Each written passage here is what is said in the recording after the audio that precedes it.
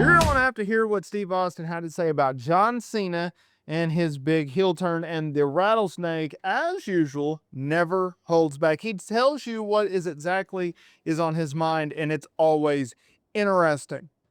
Steve Austin, he was firsthand seeing what happened at WrestleMania 41, seeing what we all saw, witnessing history, as not only did John Cena headline yet another WrestleMania, not only did John Cena do so by challenging for a world championship, but he also got it done, becoming the man who has more title reigns than anyone at number 17.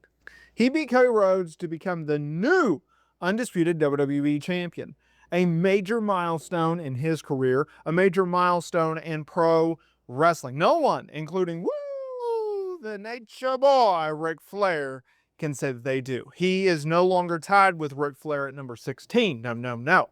He is the guy. He is the guy that has more title reigns than anyone at number 17. He beat Cody Rhodes to do so. And yes, we had to sit through Travis Scott getting involved, but hey, that's life. Now, Steve Austin, he knows what it takes to be on top.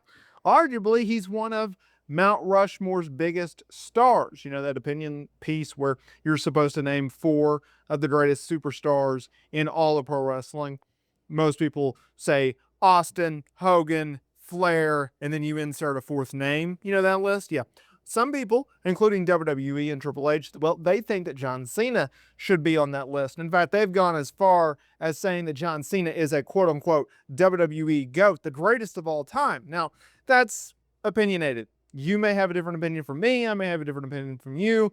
Bill down the street, he may have a different opinion from all of us. But the regardless thing is this. John Cena has made his mark in pro wrestling. John Cena has done it all in this business. He's headlined multiple WrestleManias. He's won multiple time championships. He's also faced a who's who in this industry. Now, keep in mind that WWE has never been able to book John Cena versus Steve Austin, but if it's up to me, I'd still love to see it. Now, while appearing on the Pat McAfee show on WrestleMania week, the WWE Hall of Famer shared his thoughts on John Cena's recent and surprising heel turn, something which had happened at Elimination Chamber. And Austin, who does have a history of controversial heel turns in pro wrestling, well, he gave his approval. He said, John has had one heck of a run. For me to be inside the business as long as I have, or I was, I don't have the, all right, let me rephrase this. John had a heck of a run. For me to be inside the business as long as I was, I didn't have the longest career in the world, but to see what John's doing and where he's going right now, to me, I love it because he just means so much of that to these people here. Whether you boo him or you cheer him, to see him as a heel is a breath of fresh air for me. I tried to turn heel. That was something I didn't need to happen. We tried to force it. It didn't fit. I think along the way John did it, I think it fits. Yeah, it does. Why? Because there's a reason behind it. Come on, y'all. This ain't rocket science. Why did Steve Austin turn heel? Well, he felt like he was getting a little stale. Well, hey, man, there's a bunch of different ways you can not be stale anymore as a babyface. Heck, dude, I can make the argument that for the majority of his career, he was a tweener. That's what got him over. He was an anti-hero, right?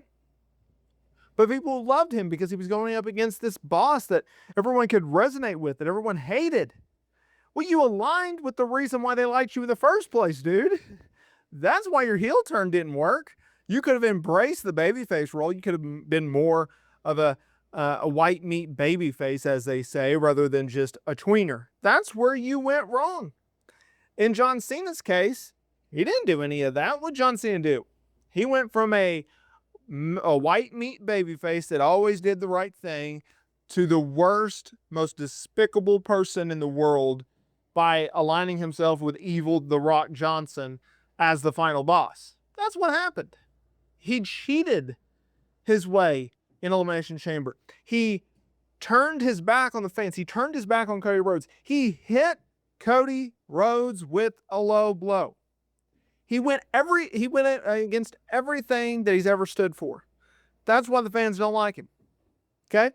So if you compare Steve Austin to John Cena, I'm sorry, I don't see it. I can see more of a comparison to Rock turning heel to Hulk Hogan's NWO turn. I can see that. Hogan was a white meat babyface for years and years and years. He turned his back on the fans. He blamed the fans for his heel turn. Steve Austin didn't turn on the fans. The fans turned on him. And they never came back to the degree in which they had. That's why Steve Austin's heel turn didn't work. Now look, if you look at John Cena, you look at WrestleMania, you look at where they're going.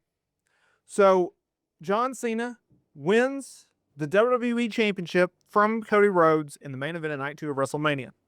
He has, of all people, Travis Scott. Travis Scott coming down to the ring, getting involved, getting laid out. Okay? Been there, done that, saw that. Move on. We don't need any more Travis Scott. I don't know of many wrestling fans out there calling for Travis Scott to get back involved into the things. I just don't see that. If you're out there, I'd love to have a conversation with you. But now we're going. And the fallout of WrestleMania, on the Raw after WrestleMania edition, well, WWE, they shifted into high speed. They moved it along. How? Well, you had Randy Orton go out there and attack John Cena. What is this leading to? It's leading to the fact that we are going to be getting one more time a John Cena versus Randy Orton program, a Randy Orton versus John Cena match for a WWE Championship. We're kicking it old school, y'all. We're going back to 2009 to see this rivalry, to see this program. Now, are both guys out of their primes? Yes. Are both guys still legendary statuses and names? Yes. Is this going to be a masterpiece in terms of in-ring psychology? Yes. Will it be the greatest match in the world? No. Will the build be fun? Yes. And they're already off to a great start. I expect that match to happen at Backlash on May 10th. That's coming up. It's in St. Louis. That's Randy Orton's hometown.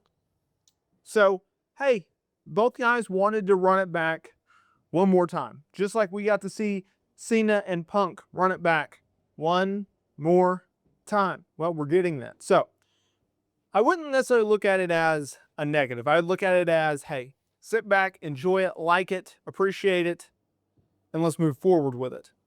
That's what I would see. Steve Austin is right on point with his comments regarding John Cena's heel turn. I appreciate his honesty. I appreciate him coming straight forward with it.